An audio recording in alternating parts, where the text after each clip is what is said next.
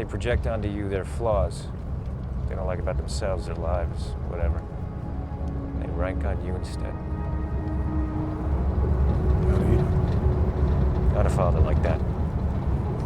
Mothers are worse. Wouldn't know. My mother died before I remember her. What happened to your father? Hated everything I did. Got drunk, beat me up, foster homes, went back with him. Like that. Then what? I killed him. I was 12.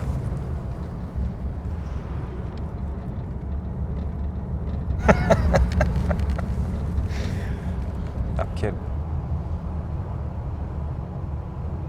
He died of liver disease. Well, I'm sorry. No, you're not.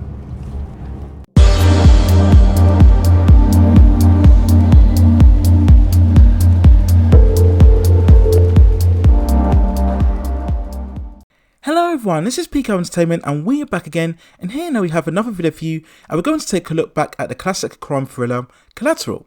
Released on August the 6th, 2004, it stars Tom Cruise, Jamie Foxx, Jada Pinkett Smith and Mark Ruffalo, and it was directed by acclaimed director Michael Mann. Now the story of Collateral is based in Los Angeles, where local taxi cab driver Max Durocher has dreams of one day having his own limousine business. After meeting District Attorney Annie Farrell and getting her number, life seems to be looking up. But things change all of a sudden when his next customer named Vincent requests to make 5 separate stops in one night. Initially refusing, Max then agrees when Vincent offers him $600. As Max waits for the first stop, a dead corpse all of a sudden drops on his car. Alarmed and startled, Max comes to the reveal that Vincent is a murderer and is a professional hitman. Now Max finds himself at Vincent's mercy as he's forced to drive around the city to enable Vincent to carry out his other hits, who all turn out to be witnesses against a major crime lord. What then follows is a tense all-night encounter as Max must find a way to escape Vincent's wrath and warn the potential targets. Now when looking back on Collateral, it is a superb, very classy nocturnal thriller that works on a very small scale scenario, generating a compelling bout of tension and escalation. It's a great example of how a questionable script is pulled off by its execution. When we look at the script itself from a logical perspective, there are certain flaws. Why does Vincent have to carry out 5 hits in one night? A task like this would draw all sorts of attention and difficulty for one person when you could have hired a squad to carry out the multiple murders all at different times. For a professional hitman, Vincent is extremely sloppy, leaving bodies everywhere, not really concealing his identity, walking out right in the open. Why does Vincent decide to take a taxi where his movements can be traced rather than just using a stolen car or an unlicensed vehicle? But in truth, these questions don't really matter because the film overcomes the issues by the two-way character dynamic of which the story hinges on. For all the dramatic situations in the open, it's when Vincent and Max are in the car, talking, arguing, debating, talking about certain philosophies and ideologies. In many ways, this is the real heart of the movie. And it's this dynamic where we get a fascinating relationship of two polar opposite characters. When we talk about Vincent, we have the suave, sharp, very ruthless and very much of a predator alpha. In many ways, Vincent is very much the wolf in a suit. Everything from Cruise's silver hair to his whole nature and personality.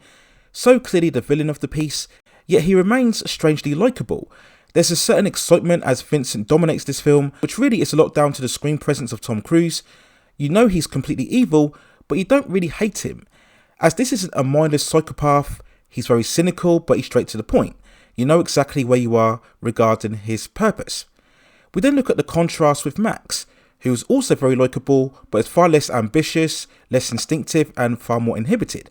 Yet there remains a very strong moral fibre, and he's very much more the heart and the conscience of the piece. If Vincent is the strong alpha, then Max is very much the strong beta. And in that alpha-beta comparison, it's really the beta normally that aspires or certainly wishes to be more like the strong alpha. And we certainly see elements of that in Max's character.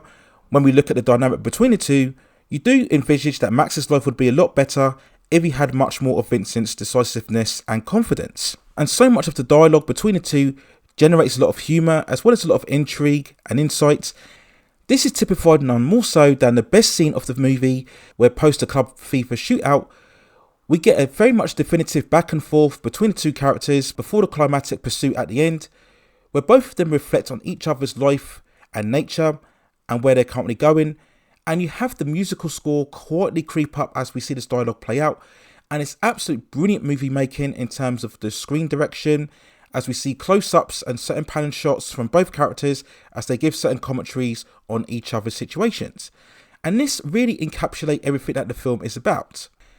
We see both characters contemplating on certain hidden truths, as Max makes reference to the fact that there's a certain mental instability within Vincent in terms of how he ruthlessly murders people.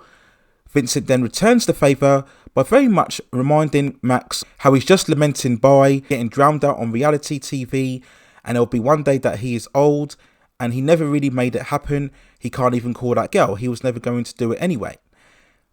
And when you watch a scene like this, it somehow makes you relate on your own situation and your own life and where you might be heading in the future. And again, that's just a sign of great movie making, where the dialogue between the two characters can somehow connect with the viewer. Now, for all of the interaction within the car, the film does still have some great moments outside of it. Whether it's the jazz club scene, where we concentrate on one of Vincent's hits, this is a superb exercise of how to quietly build tension before the violent shock of violence. So well directed. And then we come to the centre action set piece, the explosive shootout in Club Fever, where Vincent takes out multiple gang members in order to get to his next target in a very much Terminator-like fashion. You have Paul Oakenfield's Ready, Steady, Go playing furiously in the background, and it truly is an exhilarating stage sequence, ramping up all of the intensity. And Vincent here is truly a force to be reckoned with, and the violence itself is very unflinching, yet very realistic at the same time. We then talk about the aesthetic of the film, where Michael Mann made a masterstroke by staging the story, given this nocturnal feel of claustrophobia and desolation. We have so many scenes where it seems like Vincent and Max are almost in this other world, almost as if they're in a separate reality. And at the time, Michael Mann was trying to perfect the use of handheld digital camera work. Collateral remains one of the most successful entries. He later on would try this with the likes of Miami Vice and Public Enemies to far lesser success. But when we look at overall Collateral, I think the biggest achievement in terms of Michael Mann's direction is really having the LA setting almost as a character itself. And this is so integral to the film. While many other directors would have been too afraid, they probably would have gone for something far more crowd-pleasing, staging it in the day and making it far more explosive. Something like Die Hard with a Vengeance, including a lot more humour and contrast between the two characters. But this direction would have been completely wrong for the film. Now, of course, we have to mention the two lead performances, and at the movie's release, this was at a time when Tom Cruise was probably the biggest star within the industry, with a long run of standalone box office successes, which likely gave him the confidence to play an absolute villain for the first time in his career, and he absolutely revels in this role with his trademark charisma. It's another great example of how a mainstream A-list movie star really excels in playing the villain. We've seen this so many times before, whether it be Al Pacino as Scarface or Jack Nicholson as the Joker, and of course Denzel Washington in Training Day. And I really think that what it does is enable the A-list superstar to have more range in terms of the emotions that they can reach for, rather than being constrained by playing a more stoic hero or good-natured personality. And this role as Vincent really turns out to be one of the best performances within Tom Cruise's career. Jamie Foxx also is equally compelling, and he shows how well he can switch tones. For the most part, he's very much subversive under Vincent's influence, but then we get to that scene where he has to visit Javier Bardem's crime boss to retain the data on the various targets. And when he enters the club, we see here how under pressure Max is, and all of a sudden he has to improvise and play all tough. And this again shows some versatility within the performance of Jamie Foxx. And following the success of this film, he would also go on to cement his acting prowess within the industry. Aside from certain plot holes within the script, there aren't really too many flaws within the film itself. Perhaps it does get a bit formulaic as we come to the overall climax. Eventually, the action does have to escape the close dynamic of the car between the two characters, and we have to eventually travel to some sort of conclusion. And whilst there's enough excitement as tension as we get a frantic chase, it does feel a bit formulaic. And Vincent almost borderline becomes a movie monster or a Terminator, as I mentioned before. And this is again where the script does borderline stretch credibility, but it overall isn't enough to ruin the overall film itself. So we then go on to the movie's overall performance at the box office, and it was a very sound success, grossing over $220.9 million from a $65 million budget. What was even more impressive was that this was released within the summer, and it feels much more like an indie procedural story rather than a mainstream blockbuster. The success of Collateral continued Tom Cruise's reign at the top of the Hollywood hierarchy, following equally great films such as Minority Report in 2002, The Last Samurai in 2003, and War of the Worlds in 2005. As stated before, Jamie Foxx consolidated his position as an actor with true presence, earning a Best Supporting Actor nomination for his performance in this film, and then going on to even greater heights in the same year by winning the Best Actor Oscar for his incredible portrayal of Ray Charles in Ray. And the movie's success at the time also solidified Michael Mann as one of the industry's leading director, full of critical praise, and at the same time garnering good respect with audiences. We saw some great examples of this with The Last of the Mohicans in 1992, of course the cultural classic Heat in 1995, and later on with The Insider in 1999. And Collateral remains one of Michael Mann's best movies, a real classy, sophisticated and accomplished film, a great example of movie making achieved very much on a smaller scale, fueled much more by character dynamic and dialogue rather than blockbuster spectacle. And it's very much a reminder that having a lean, focused, direct plot and story can always garner the best results regardless of how ridiculous the script is.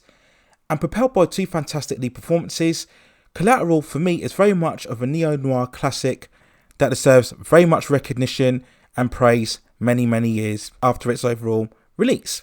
So these are my overall thoughts and feelings and look back on a great classic from the early 2000s of Collateral.